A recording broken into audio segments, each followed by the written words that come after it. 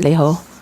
你好啊，孫姐，即係我已經好耐冇來過你個直播間嗰度啦。我而家有啲嘢真係想同你傾下我同男朋友之間嗰啲嘢。哦，你未結婚嘅？嗯。咩事啊？即係我而家就覺得好迷茫，因為我覺得我真係好愛佢，但係我覺得佢唔係你好理解我咯。點解唔係好理解你呢？佢甚至為咗一個精神病嘅女人，佢話要同我解除婚約，你話佢係咪唔正常啊？點精神病啊？唉，所以你男朋友有冇老婆㗎？冇。冇，咁係咩問題啊？咁我同你講啦，嗰個精神病嘅女人都可以講係我高中嘅同學。啊。佢讀高中嗰陣，佢可以同我講咧，就係佢同我男朋友拍拖嘅。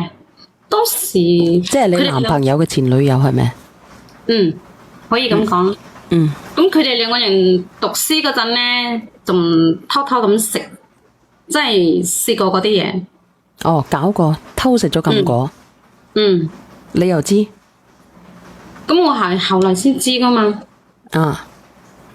即係一開始我可以同你講啦，即係開始我男朋友成績唔錯噶，我覺得佢就係因為同嗰個女嘅喺埋一齊之後，搞到我個男朋友咧個成績唔係咁好啊。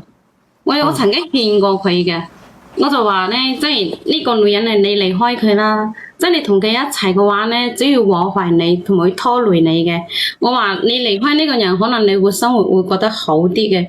應該你而家再加上嗰陣仲係讀緊書，我話應該以讀書為主噶嘛。但係佢唔聽我講啊，我覺得我都唔知呢個女人究竟俾咗咩俾佢食，佢迷到嗰個我男朋友咧，真係好似暈暈沌沌咁樣嘅嘢。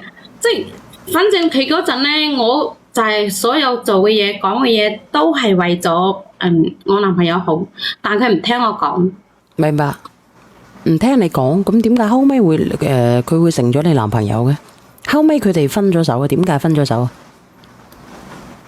即係我比較中意呢個男嘅咯，即係我又想同佢喺埋一齊，咁我講嘅嘢佢又唔聽喎，咁我咪諗咗條計咯。咩計？你係拆散人哋係咪？咁如果我覺得我唔係諗條計嘅話咧，我都冇可能同佢喺埋一齊噶嘛。咁你係咪拆散人嚟啊？我就將佢兩個人嗰啲嘢咧講晒俾佢阿媽知，講晒俾男朋友個阿媽知。但我講完之後冇幾耐咧，嗰個女唔知點解咧，佢突然間就退咗學。其實唔可以怪得我噶嘛。咁係你問題喎，如果係咁樣嘅，肯定會怪你姐姐。咁我覺得冇錯啊，我中意嗰個男人，因為我中意佢噶嘛。你中意佢唔代表佢中意你啊嘛。我夠中意阿邊個咯，我就夠中意阿李嘉誠咯。咁佢你又可能你得唔到佢嘅。咁咪就係咯。但係佢，我為咗佢得到佢，我咩都可以做噶。咁點解你要做到咁樣咧？因為我要講俾佢媽知，咁先可以拆散佢噶嘛。因為我同佢阿媽講咗，即係我哋讀緊書，所有嘢應該係要以學習為主嘅。咁即係你自己都好直接啦，你直接話拆散人哋啦。係啊。咁咪就係咯。咁你都咁直接咯，咁人哋明明一對嘅，你拆散人哋，佢唔使話啱唔覺啊？呢個姐姐佢直接講啊，唔係心機女，係直接。咁我覺得如果唔係我為咗得到呢個男嘅，如果我唔使啲橋嘅話咧，咁我點可以得到呢個男嘅啫？咁你直接咯，你都講到咁樣啦，咁你有咩好講咧，姐姐？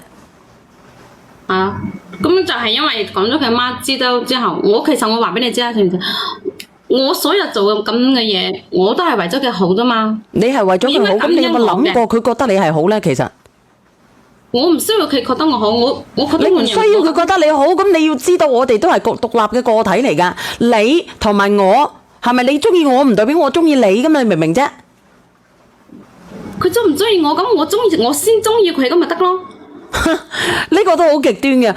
你先中意佢，問題我夠中意啲人民幣咧，人民幣要俾我先得噶，人哋。咁人民幣咁你都要靠你自己嚟攞噶嘛，係咪啊？咁我咪靠我。